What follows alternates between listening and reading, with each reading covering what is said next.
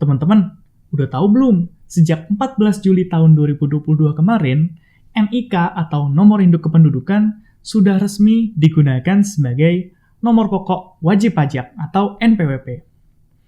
Nah, terus NPWP kita yang sekarang itu masih dipakai nggak ya?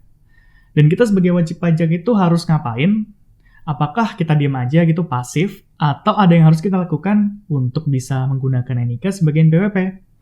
Ada apa dengan pajak?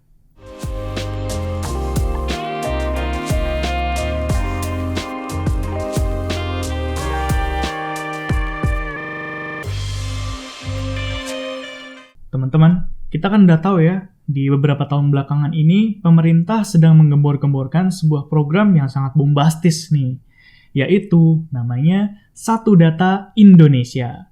Apaan tuh Satu Data Indonesia? Jadi Satu Data Indonesia ini adalah sebuah program pemerintah untuk mengintegrasikan seluruh data kependudukan menjadi single data. Kita kan punya tuh data macam-macam, ada NIK, ada nomor paspor, nomor pokok wajib pajak, dan nomor ijazah, macam-macam gitu ya. Dan nanti pengennya pemerintah gitu, cita-citanya semua data itu diintegrasikan biar kita sebagai penduduk gitu, sebagai wajib pajak, sebagai pemilik paspor atau lainnya itu nggak repot-repot lagi gitu ya. Jadi cita-cita yang diemban oleh pemerintah di sini adalah kesederhanaan dan juga keefektifan. Kedengarannya bagus ya. Ya, tentu saja. Semoga nanti kita bisa mendukung terus ya biar Satu Data Indonesia ini benar-benar terwujud. Terus, kalau kita ngomongin soal NPWP. Jadi sebenarnya kan kita sudah tahu ya bahwa itu sudah berlaku sejak 14 Juli tahun 2022 kemarin. Nah, tapi sebenarnya pemerintah di sini memberikan sebuah kompensasi waktu gitu ya. Kan kita tahu nih, NPWP itu dipakai di banyak tempat. Misalnya kita mau ke bank atau kita ke urusan-urusan lainnya gitu, banyak dimintain NPWP. Nah, kalau misalnya pemerintah itu menyesuaikan sistem mungkin lebih bisa cepat ya.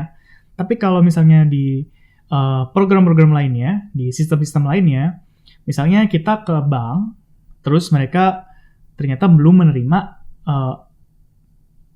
NPWP dengan format baru begitu. Wah, kita belum bisa terima nih, belum siap. Jadi masih diberikan kompensasi oleh pemerintah hingga 31 Desember 2023 dalam rangka untuk penyesuaian sistem tadi gitu ya. Nah, jadi perlu digarisbawahi ya teman-teman, bahwa NPWP yang sekarang kita masih miliki, itu jangan dibuang dulu. Kita masih pakai sampai 31 Desember 2023 nanti. Dan nanti 1 Januari 2024, baru semua sistem yang ada di pemerintahan maupun third party akan menggunakan NIK sebagai NPWP, khusus untuk kita sebagai orang pribadi penduduk Indonesia ya. Nah, kalau misalnya yang lain itu seperti apa? Nah, kalau misalnya mau mendapatkan penjelasan yang lebih lengkap dan lebih lanjut gitu ya mengenai topik tersebut, silakan bisa nonton di Bincang Akademi episode ini yang dijelaskan oleh Kak Kisi Armayadora senior saya ya. Di situ dijelasin secara lengkap tuh kalau misalnya wajib pajak badan tuh gimana, kalau instansi pemerintah tuh gimana? Apakah mereka pakai NIK juga? Terus penyesuaiannya seperti apa sih? Nah, cek video ini ya. Oke, kita balik ke topik. Kalau misalnya kita sebagai wajib pajak orang pribadi dalam negeri, gitu ya, kita sebagai penduduk Indonesia, kita pakai NIK. Nah, itu sudah berlaku sejak 14 Juli 2022 kemarin. Oke, berhubungan dengan aturan ini, kalau misalnya kita itu belum punya NPWP, itu gimana nih? Ya, kalau misalnya kita itu belum punya NPWP dan kita mendaftarkan diri kita untuk memperoleh NPWP gitu ya, sejak sekarang, sejak berlakunya aturan itu, ya, kemarin 14 Juli 2022 kemarin, sampai nanti tanggal 31 Desember tahun 2023, maka kita mengikuti prosedur pendaftaran NPWP seperti biasa gitu ya, bisa datang ke kantor pelayanan pajak, atau kita bisa daftar online di DJP Online. Kita selesaikan pendaftarannya, nanti hasilnya kita dapat 2 produk nih. Kita mengaktifasi NIK kita sebagai NPWP, ya, dan juga kita mendapatkan nomor pokok wajib pajak dengan 15 digit gitu ya. Kalau NIK kan 16 digit nih, nanti disebutnya sebagai NPWP 16. Nah, kalau misalnya NPWP yang biasa itu NPWP 15 namanya, seperti itu ya. Jadi kalau misalnya kita daftar NPWP dari 14 Juli 2022 hingga 31 Desember 2023, maka kita dapat 2 produk tadi gitu ya. Terus kalau misalnya kita itu udah punya NPWP sejak lama gitu ya, kita wajib pajak lama nih. Itu gimana nih? Kita harus ngapain gitu ya? Kalau misalnya kita itu adalah seorang wajib pajak lama, ya kita harus melakukan pemadanan data yang ada di DJP online, yang ada di database DJP, dan juga data di kependudukan ya, Dukcapil gitu. Jadi harus ada kesesuaian data antara kedua sistem tersebut gitu. Nah, ini caranya gimana? Nah, caranya gampang banget. Kita harus memvalidasi NIK kita di DJP online ya. Jadi sekarang silakan langsung saja teman-teman saat ini juga ya buka tab baru, buka website DJP online, kita lakukan verifikasi data bareng-bareng gitu ya. Tapi sebelumnya silakan teman-teman siapkan 2 item untuk menjadi dasar referensi gitu ya untuk mengisi data yang ada di DJP online itu. Apaan aja tuh dokumennya? Pertama, KTP ya, kartu tanda penduduk. Silakan di situ ada NIK-nya dan juga ada data-data lainnya yang penting gitu ya. Dan yang kedua, kartu keluarga gitu. Oke, udah disiapin? Oke, silakan dibuka DJP online-nya. Nah, sebelumnya saya mengimbau dulu ya, di sini ada 4 data utama yang harus divalidasi, yaitu adalah pertama, nomor NIK, kedua, nama, ketiga, tempat lahir, dan keempat, tanggal lahir. Itu ya data utama yang paling penting nih harus divalidasi agar datanya itu sesuai gitu ya. Oke, udah buka DJP online? Oke, kalau gitu sekarang kita login dulu ya. Masukkan NPWP kita, NPWP yang 15 digit. Kemudian masukkan passwordnya dan juga jangan lupa isi captcha-nya ya. Oke, sudah masuk. Nah, kita masuk ke kolom profil ya. Itu biasanya ada di tombol di pojok, garis 3, kemudian klik profil. Nah, biasanya di sini ada tulisan perlu dimutakhirkan gitu ya teman-teman. Kalau misalnya seperti itu, ya berarti kita perlu memasukkan NIK gitu ya. Di situ ada kolom kosong, tulisannya NIK/NPWP16. Ya, di situ silakan diisi nomor induk kependudukan teman-teman. Kalau udah, scroll ke bawah, di situ ada tulisan validasi, ya. Kemudian diklik tuh validasi. Nah, setelah klik tombol validasi, udah tuh nanti bakal muncul notifikasi apakah datanya valid atau datanya tidak valid. Kalau datanya valid ya, alhamdulillah gitu ya, selesai beban gitu ya. Tidak ada data utama yang harus diubah. Tapi kalau misalnya tulisannya tidak valid, maka datanya perlu dimutakhirkan ya. Silakan dicek data yang ada di KTP atau di KK apakah sudah sesuai dengan data yang muncul di kolom profil tersebut. Nah, kalau sudah silakan untuk klik validasi kembali. Oke, sudah valid teman-teman semua? Kalau misalnya sudah valid, silakan untuk move on ke menu berikutnya ya, yaitu data lainnya. Nah, di data lainnya ini, di sini ada alamat, kebangsaan, nomor handphone, dan juga email DJP online. Ini sebenarnya sifatnya opsional ya, tapi kalau misalnya teman-teman ganti nomor HP atau ganti email, silakan untuk mengupdate di kolom ini ya, biar nanti nggak ketinggalan nih info-info penting dari Direktorat Jenderal Pajak. Nah, di data KLU ini, kita akan melihat pekerjaan kita waktu kita mendaftar NPWP dahulu gitu ya. Ketika kita mendaftar NPWP dulu, misalnya kita adalah sebagai pegawai swasta. Tapi sekarang misalnya nih kita udah punya freelance gitu ya, kita juga punya kerja sambil-sambilan dan juga punya usaha nih gitu di Tokopedia atau di mana gitu. Nah, kalau misalnya case yang seperti itu, kita ada pekerjaan baru, maka silakan untuk mengupdate data di kolom ini ya. Silakan untuk dicek apakah data sekarang itu sudah sesuai, apakah masih sebagai pegawai swasta atau mungkin sudah berpindah profesi gitu ya.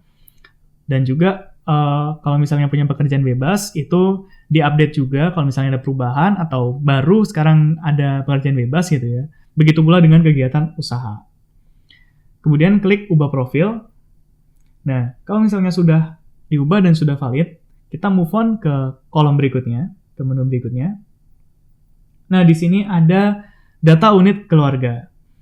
Nah, di sini silakan untuk mengecek ya data teman-teman. Dan juga di situ ada datanya mungkin valid atau tidak valid. Kalau misalnya itu tidak valid, ya, maka silakan untuk klik aksi, ya, ada gambar logo di situ, logo pensil. Klik aksi, kemudian dimasukkan nomor KK teman-teman ya, kartu keluarga teman-teman dimasukkan di situ, dan juga dicek apakah sudah sesuai nih datanya dengan data di kartu keluarga gitu. Oke, kalau sudah silakan diklik validasi. Jika sudah valid, nah berarti ya sudah selesai gitu ya. Kita semuanya datanya ada di profil tersebut sudah valid semua. Nah, mungkin muncul beberapa pertanyaan ya. Ini kok saya jadi kepala keluarga nih di profil ini? Harus gimana nih? Misalnya saya belum nikah gitu, atau saya ya masih jadi anak gitu, di kepala keluarganya itu bapak saya gitu. Saya belum menikah. Itu harus gimana nih cara mengubahnya itu seperti apa?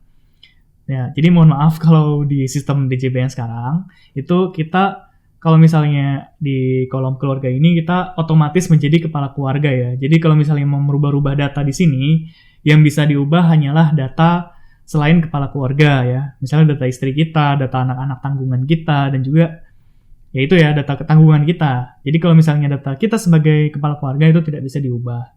Oke teman-teman, jadi di data unit keluarga ini ada beberapa data yang harus kita lengkapi ya.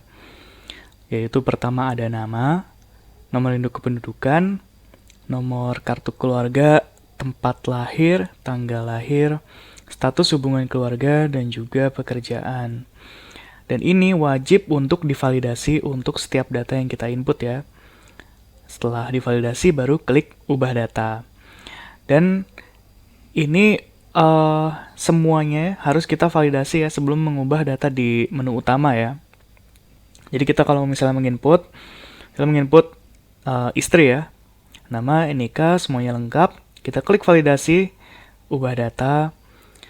Kemudian kita input data berikutnya, misalnya data anak tanggungan. Kita lengkapi datanya, klik validasi, baru ubah data. Jadi semuanya harus divalidasi sebelum kita ubah data gitu ya, sebelum disimpan. Kemudian data unit keluarga ini siapa aja sih yang harus dimutakhirkan? Siapa aja yang harus kita input gitu ya. Nah, kalau misalnya kita tuh sebagai wajib pajak belum kawin, atau wanita belum menikah, sama aja ya, yaitu datanya pertama, data wajib pajak, ya kita sendiri, kita cek datanya sudah lengkap atau belum, apakah sudah valid. Kemudian yang kedua ada data tanggungan yang menurut kondisi sebenarnya namun berada pada KK lain. Jadi kalau misalnya kita itu punya tanggungan yang sesuai dengan undang-undang perpajakan tuh diperbolehkan untuk menjadi tanggungan, tapi ternyata di kartu keluarga kita di catatan dukcapil itu belum termasuk ke KK kita. Itu juga perlu dimasukkan ya teman-teman di data unit keluarga ini. Kemudian untuk pria kawin, pria yang sudah menikah, maka harus dimasukkan semua data yang ada di kartu keluarga sebagaimana terdata di data kependudukan dukcapil. Ya, tinggal dilihat ya, kakak itu ada siapa aja, itu dimasukkan semua. Kemudian, kalau misalnya ada lagi tanggungan yang menurut kondisi sebenarnya itu menjadi tanggungan kita, namun berada pada kakak lainnya, itu juga dimasukkan. Oke, sudah jelas ya? Oke, mungkin saya ingin mengimbau juga ya, kalau misalnya dalam proses validasi ini, teman-teman mengalami sebuah trouble atau sebuah masalah yang mungkin cukup krusial gitu ya.